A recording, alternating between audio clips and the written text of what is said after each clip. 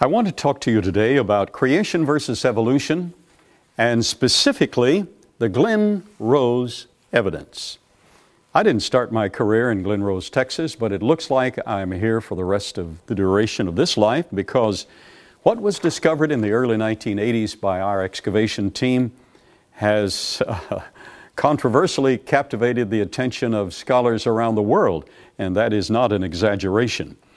After discovering a series of human footprints among dinosaur footprints along the banks of the Paluxy River, I was called by CBS, ABC, NBC, the British Broadcasting Company, the Canadian Broadcasting Company, and to this date, I've entertained almost 2,000 interviews on that particular subject.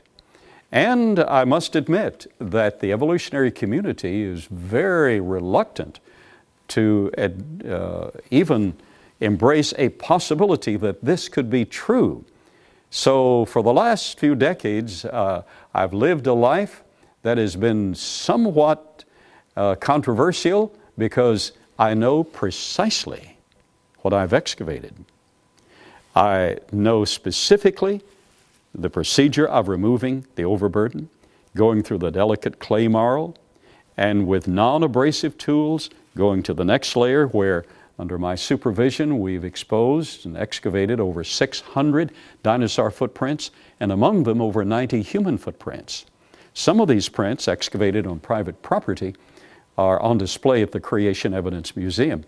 And anyone who wants to see them as an honest, objective observer can readily see all of the toes, all of the arches, and with our spiral CAT scans reading through the rock, we can determine that these are not carved, and they're not simply elongates, they're not tail drags, they're not plant grade motions of dinosaurs back on their haunches slightly. These are specific footprints in specific order. Often they have crossed dinosaur trackways.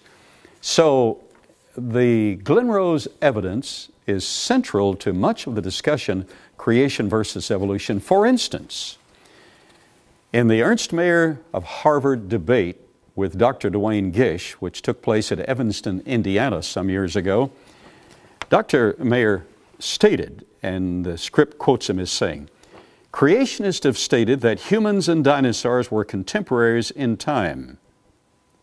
He went on to say in that debate, "If this momentous statement were true, the names of its discoverers would thunder down the corridors of time as individuals who made one of the most outstanding discoveries of the 20th century. Well, I don't expect that to have occurred, but that emphasizes the fact that if these were genuine, Dr. Ernst Mayr of Harvard, the world's leading biological scholar of the last few decades, it emphasizes the fact that he recognizes that if this were true, it wrecks the theory of evolution. Continuing, Niles Eldredge of the American Museum of Natural History, the co-discoverer along with Stephen Jay Gould of punctuated equilibrium, the theory in vogue among many paleontologists today, he published in Monkey Business, 1982, page 46. "We've been looking at the fossil record as a general test of the notion that life has evolved. To falsify that general idea, we would have to show that forms of life we considered more advanced, such as man, appeared earlier than simpler forms, such as monkeys, etc. Well, man and dinosaur, living contemporaneously, does precisely that. But I think Dr. Louis Jacobs of Southern Methodist University, past president of the Society of Vertebrate Paleontology, stated it quite well. He wrote in The Quest of the African Dinosaur, page 261, "Co-occurrence of man and dinosaurs. Such an association would dispel an earth with vast antiquity. The entire history of creation, including the day of rest, could be accommodated in the 7 biblical days of the Genesis myth," he says. "Evolution would be vanquished." Even though he calls creation a myth, he admits that if we could prove that man and dinosaur lived contemporaneously, evolution would be vanquished. And it is. It may not be vanquished in the minds of the evolutionist, and in the academic mindset of this generation, but in truth it is.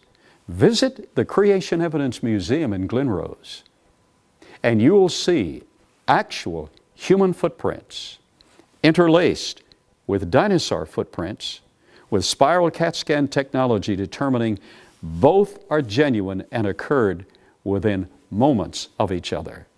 The Glen Rose evidence is sufficient to destroy the theory of evolution.